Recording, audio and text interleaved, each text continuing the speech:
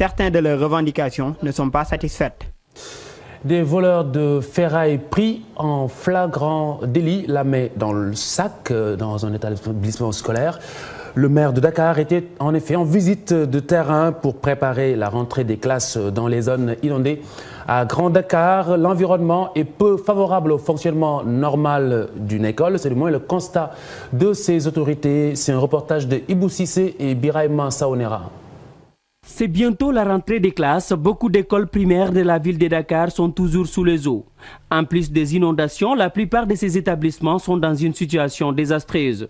Des taudis construits par des gardiens et même l'implantation des garages mécaniques font le décor de certaines écoles. Une situation que déplorent les autorités municipales. Au niveau des écoles visitées, nous avons vu un spectacle désolant que nous regrettons. Mais c'est le fait souvent de gardiens ou la complicité des directeurs, il faut le dire. C'est pourquoi en relation avec le directeur de l'éducation et de l'aide à l'insertion, nous allons dans les meilleurs délais convoquer les responsables des écoles concernées, échanger avec eux, prendre les dispositions nécessaires pour que l'école non seulement soit visible, mais pour qu'il n'y ait pas de corps étranger à l'école. Autre fait marquant, vol de biens appartenant à l'État. Les agents de la mairie ont surpris des voleurs des grilles à l'école Imam Abdou Ndiaye de Grand Dakar. Ces destructeurs et trafiquants de la ferraille pris en flagrant délit sont conduits à la police de la localité. Nous avons rencontré des jeunes qui, en fait, disposaient de grilles à valoir.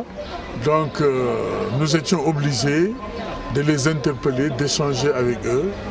Et finalement, nous les avons mis entre les mains de la police de Grand Dakar qui se chargera justement de faire la procédure en matière de législation pour que pareille action ne se reproduise. La mairie de Dakar envisage de mener des actions pour libérer les écoles des eaux pluviales avant la rentrée. Les autorités municipales comptent également prendre des mesures urgentes pour sécuriser les établissements scolaires.